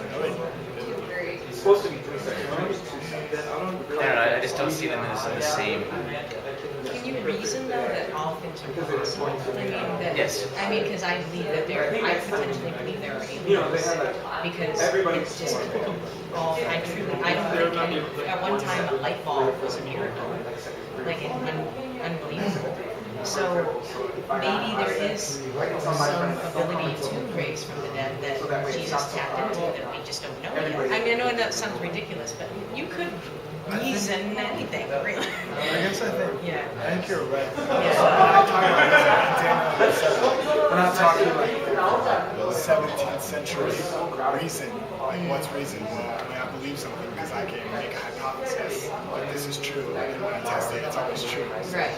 I guess I'm in the wrong mindset of reason because you cannot run experiments to see if something is So you're talking like scientific method. So yeah, you're right. And that's not what I'm talking about. So Yeah. like I like what you said because it opens up thinking about reason. Yeah. I guess I was there in 17th century reason. Well, Marcus, like, By that standard, yeah, you have to throw out there's some pets. especially What?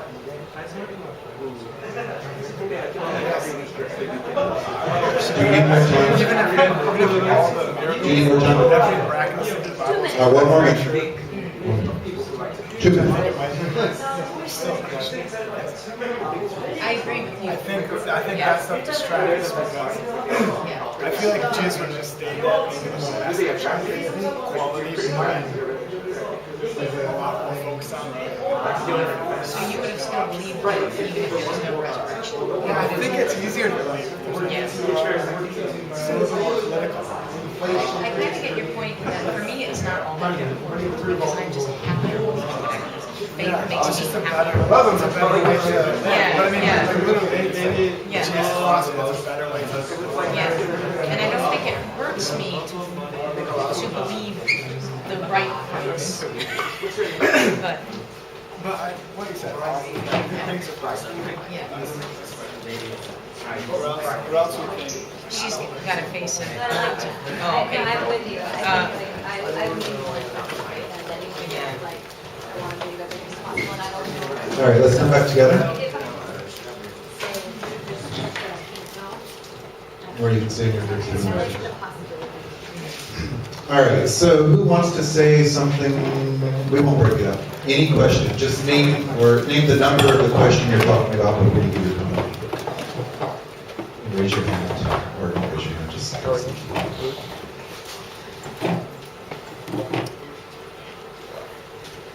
In the Korean-speaking group, there was someone in our group that who mentioned that with number one, reasoning with God can also mean thinking outside the box and thinking outside the context, which is the scripture. Sometimes Christians have fall into a huge fallacy of thinking only inside the box, inside this box, and cannot think outside. So maybe reasoning is transcending this.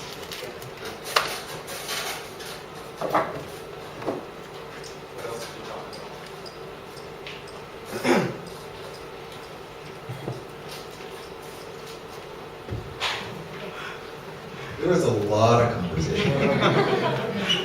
I think number one was the most difficult. I can do 2, 3, and 4, but number one, yeah.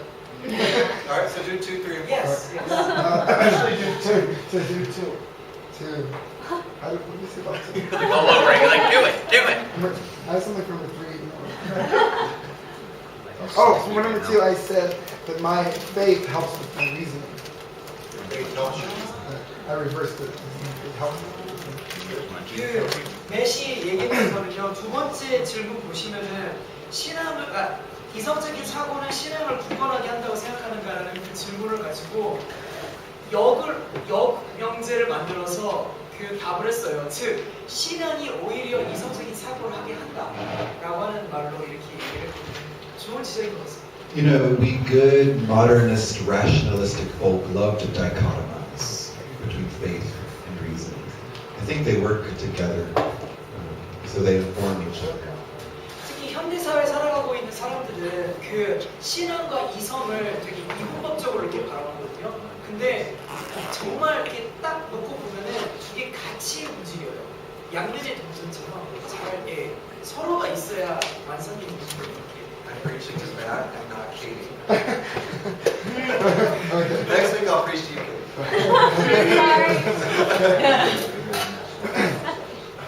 What other comments? 혹시 또 다른 코멘트 있으세요? Since no one here is talking, we had a lot of comments on number 3, and we mentioned about human beings themselves, not a particular person, but being with people can just be a hindrance to reason with God. Like in situations, like we want to show God's love, but because of this individual, I only have hatred. I feel like he is really, really making my day go wrong. And yes, exactly, yes, someone is agreeing with me, yes. But this kind of makes the situation so hard that it is itself a hindrance. And we also mentioned about situations, like times that just seems like unjust.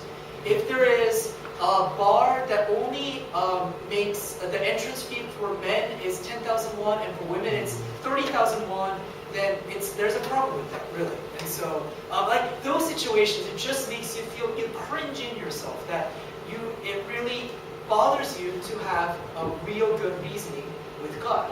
Sometimes cringing with folk or situations is the process of reasoning with God. Our reaction to injustice. 아, 다니엘 목사님 되게 좋은 지적을 했는데요. 그러니까 그런 부정의한 상황 있죠. 불의한 상황. 이거는 정말 말이 안 돼. 왜 이런 상황이 와야지? 그게 인간관계든 상황이든 아니면 물질적인 거든 뭐든 간에 상관없이 내가 지금 막 그걸 가지고 열받아라고 하는 이 상황조차도 어찌 보면 하나님과 이성적으로 접근하고 있는 것일 수 있다라고 언급을 했어요. 그러니까 지금 막 우리가 고민하고 있는 이 상태를 가지고 잘못이라고 생각하지 않으셨으면 좋겠어요. 이 과정도 하나님과 대화하고 있는 과정이에요. 예. 그렇게 보시면 되게 하기 편할 것 같아요. I always know Joe has a comment about his posture. 네. Not your head, not your head. Just lean it again. You always walk over and This is my. I don't want to. How does why? It's you, John. That's the only reason. I'm just gonna laugh. How does a We love you, John. Talk. I just made myself laugh. How does a person reason with God? I think and this isn't an all but I think one thing that kind of helped me and gave me a lot of peace was kind of what Joey was talking about earlier with like the contractual aspect of Scripture. I think if you can kind of take your mind out of thinking about it contractually and like look at it more as cause and effect. I think the Bible probably came out of somebody's attempt, or one possible explanation for the Bible and all religious texts is people looking at the world around them and trying to make sense of it, right? And so they looked at what they did and they looked at what happened, and then made the assumption that because I did this, God did this, right? Like we put this sort of willfulness on God for things that we observe. And so I think if you reverse the situation and look at the things that we say about God as like a reflection of just the effects that people observe, then maybe it becomes a little bit easier to sort of digest and analyze, right? So like instead of thinking like God said, be good to your parents and it will go well with you, instead think of it like some writer looked at the world, looked at people who were nice to their parents, saw that it went well with them, and then wrote a book that said God said, right? Like the book and the rule came after the observed relationship.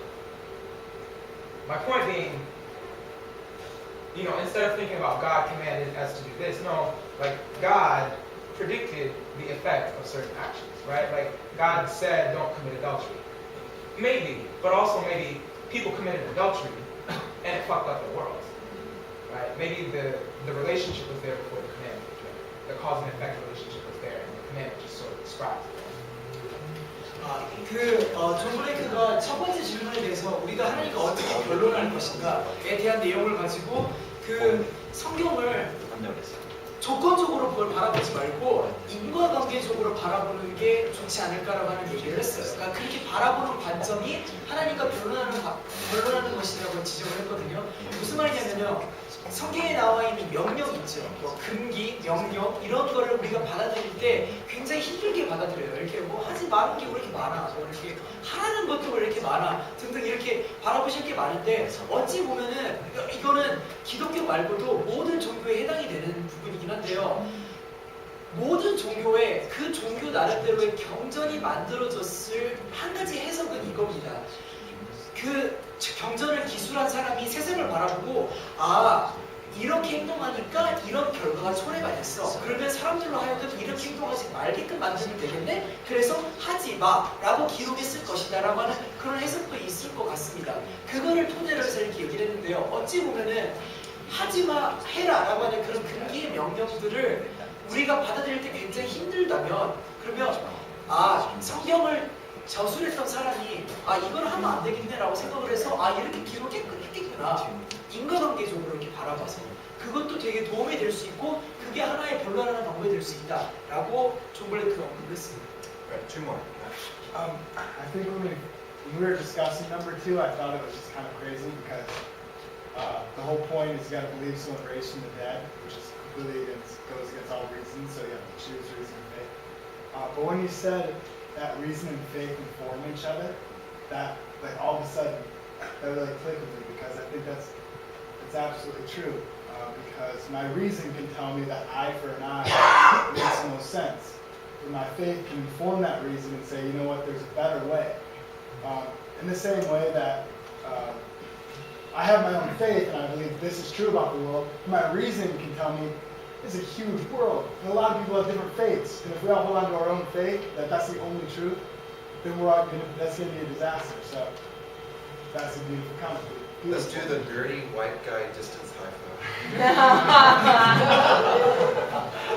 High five and 예시 언급했던 거는요. 그 아까 다니엘 목사님이 이성과 신앙은 같이 움직인다라고 하는 그 말 가지고 떠오르는 부분이 있어서 그걸 지적을 했거든요. 그 간혹 가다가 그러니까 이런 sorry, I kind of lost your thread. It was in my head. It was in my head. I did It not write disappeared down. at Nerdy High Five.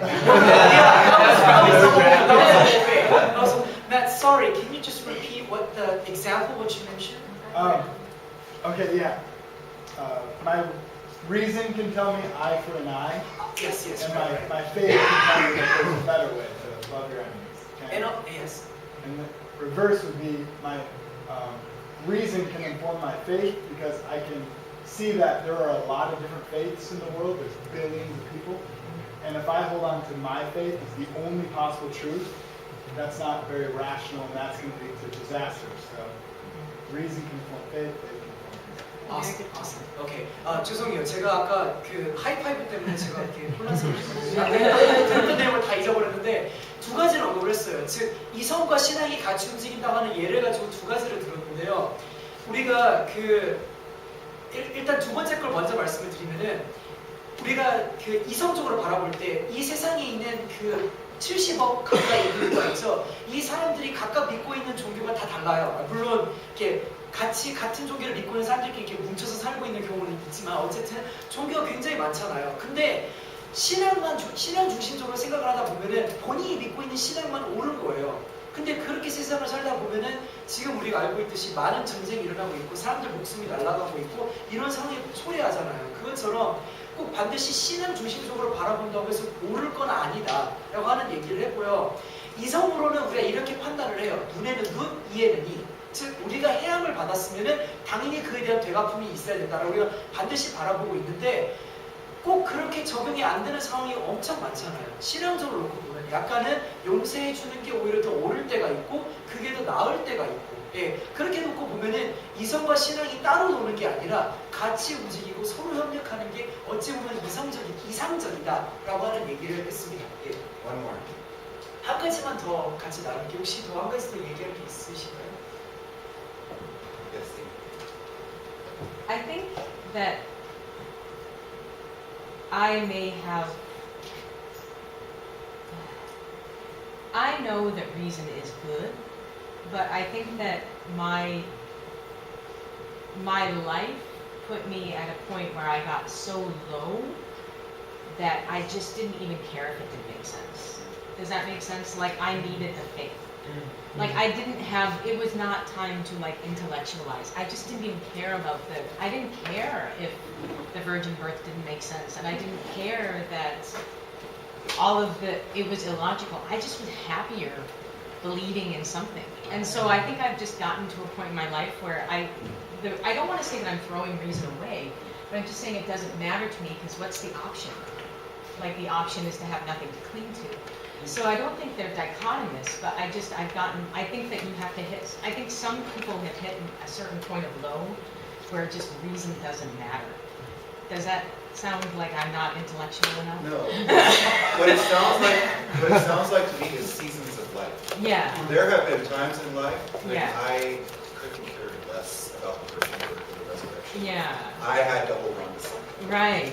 And then there are times where I'm fairly comfortable, and then I can start thinking about those things again. And I have had times where I would analyze and I would think, but I think that everyone needs to get to that point you have to have both kinds, I think. maybe that's how they work together. Maybe, yeah. 지금 에이미가 지적했던 건 두 번째 질문에 관련된 건데요. 이게 세상을 살다가 이렇게 이성적으로만 삶을 살다가 딱 보면, 그러니까 죄송해요. 그냥 다시 시작할게요. 에이미가 직접적으로 경험했던 건데요. 세상을 이렇게 이성적으로 살다가 어느 한 순간에 딱 부딪히면은 이성적인 건 다 필요 없고 나는 한 가지만 붙들고 믿고 싶다라고 하는 그런 심정을 겪었다고 해요. 근데 이거는 비단 에이미뿐만 아니라 모든 사람들이 다 겪는 것 같아요.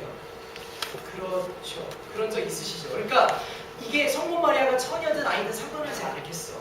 예수님께서 실제로 부활했다는 아이든 상관하지 않겠어. 나는 정말 이걸 믿고 싶어. 그래서 이렇게 믿으시는 분들도 아마 계실 겁니다. 예. 그런 것처럼 어찌 보면 이성과 신앙이 같이 움직인다고 하는 말은 사람이 살면서 이성적으로 삶을 살다가 신앙적으로 삶을 사는 이런 경험을 둘 다 할 때가 오히려 이 같이 움직인다라는 말을 달리 표현한 게 아닐까라고 에이미가 지금 얘기를 했습니다. Alright, we can continue this conversation on Facebook or over dinner, but we need to move on.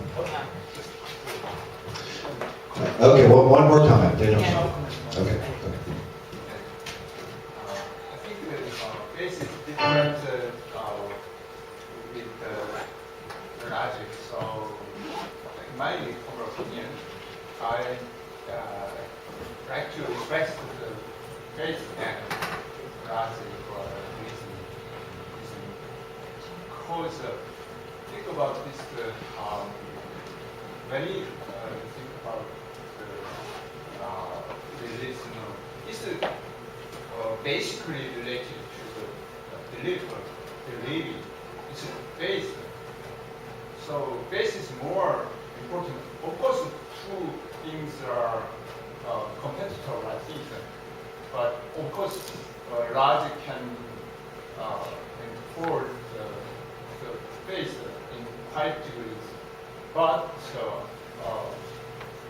my opinion, obviously, is stress faith than logic. Yeah.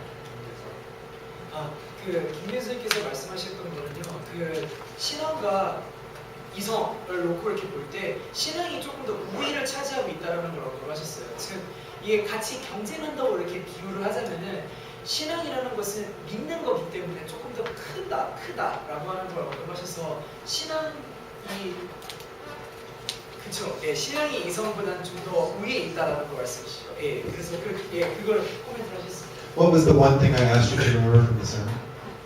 Don't forget that obedience doesn't mean to not have sex and not do certain things, but that obedience means that the fatherless child and the widows and yeah. And one other thing, just to make it clear again, the second thing I want you to remember, A+. reason means, I think in this context, conversation, argumentation, struggling with God, not 17th century logic. Can you please translate? 예. 여기서 이성이라고 얘기하는 건 17세기의 철학자들이 얘기했던 어떤 이성주의적인 그런 사관을 얘기하는 게 절대 아니고요. 여기서의 이성이라고 제가 번역한 것은 하나님과 대화하고 하나님과 소통하고 잘못된 것은 어떻게든 바로잡으려고 애쓰고 있는 거 이런 거를 가리키는 거니까 이성을 너무 어렵게 생각 안 하셨으면 좋겠어요. 예. Let's sing.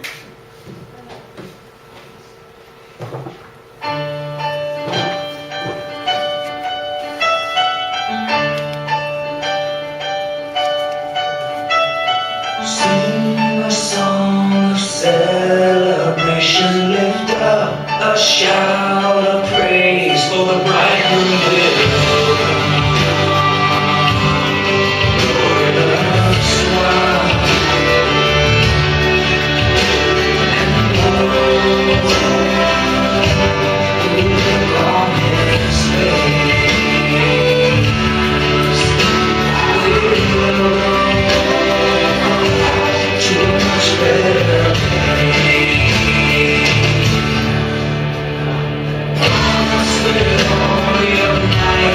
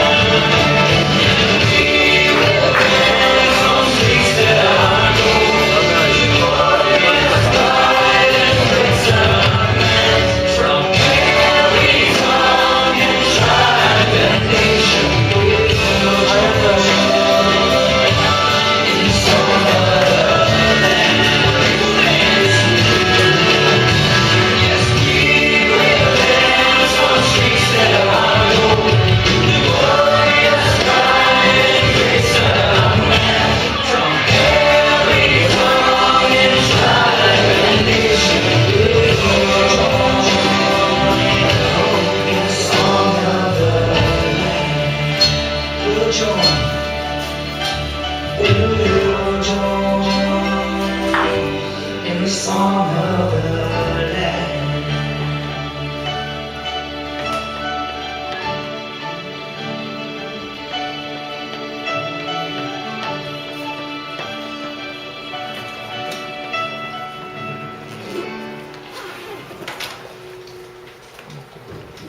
By the tender mercy of our God, love has broken upon us. Light is given where once there was darkness, and hope where there was only death. We go into this season knowing that God will guide our feet into the way of peace. Amen. All right, let's spend a few minutes fellowshipping together. Then my stomach is growling, so I need to go eat soon. Oh, favor, please. Next week, will you all be here 5 till 5, 4:55? Can you be here? So we can get started at 5? Can you promise me that? I see one thumb up. 있는데요. 다음 주에 4시 55분까지 꼭 와주세요. 예배를 정확하게 5시 시작할 수 있도록. 예. 좀 부탁드릴게요. Yo, so excited. Fellowship.